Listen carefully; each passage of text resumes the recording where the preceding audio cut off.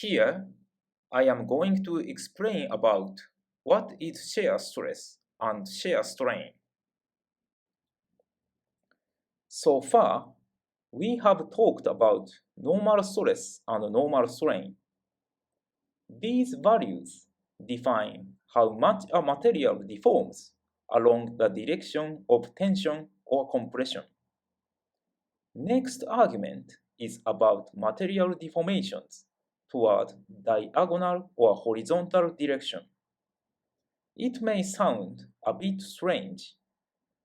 Previously, we described this deformation is equivalent to a collapsing of a box. In other words, we think of a deformation where the basic area of a true square is skewed and becomes a parallelogram. This deformation is commonly called as shear deformation. Shear deformation occurs when a force is acting parallel to surface. Here, the shear force acting on unit area is represented by this symbol, tau. The load acts downward on the left side and upward on the right side. The area of these planes of left and right side is A. So, shear stress tau is given by the following equation. As normal stress, since shear force is a type of force, the unit force is Newton, and the force per unit area is the stress divided by the area. So, tau is called shear stress. The unit of Q is Newton, and tau is Newton per square meter, which is Pascal.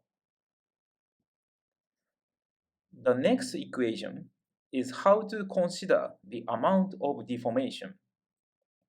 This usually means that the deformed length should be divided by the original length.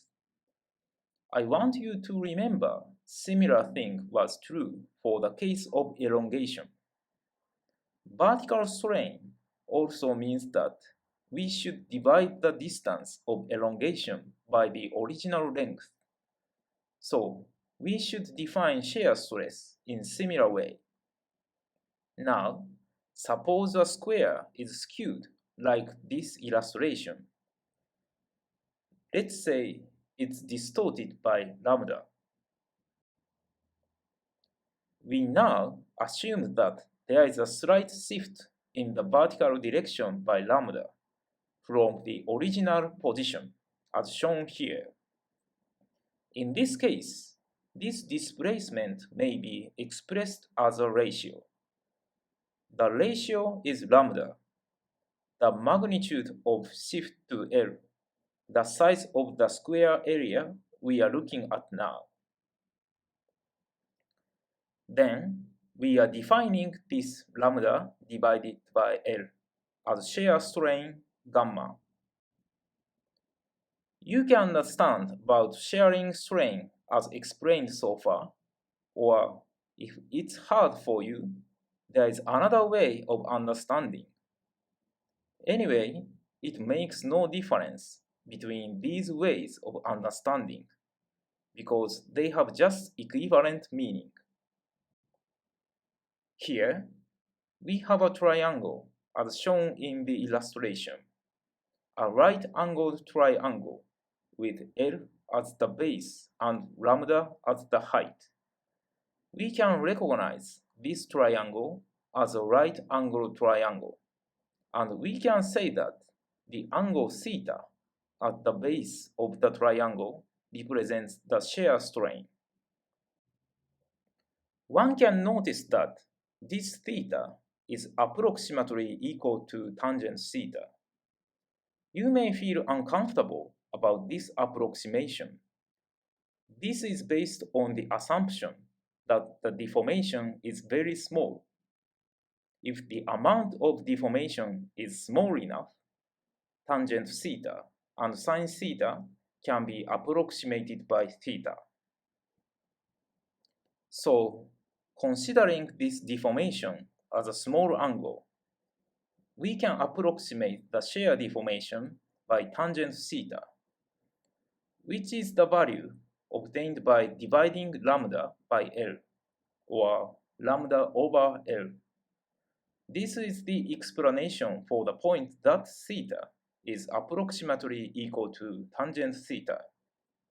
So we can recognize that the shear strain lambda over L represents the angle over shear here. The shear angle, which is this angle in the illustration, and a small deformation. This is how it works. In the scope of this material dynamics course, shear stress and shear strain are only mentioned in the context of bar torsion. In the lectures, we are mainly dealing stress and strain toward vertical direction to the surface. So, normal stress and normal strain are generally only mentioned as stress and strain. In this lecture, the words of stress and strain means mostly vertical stress and vertical strain.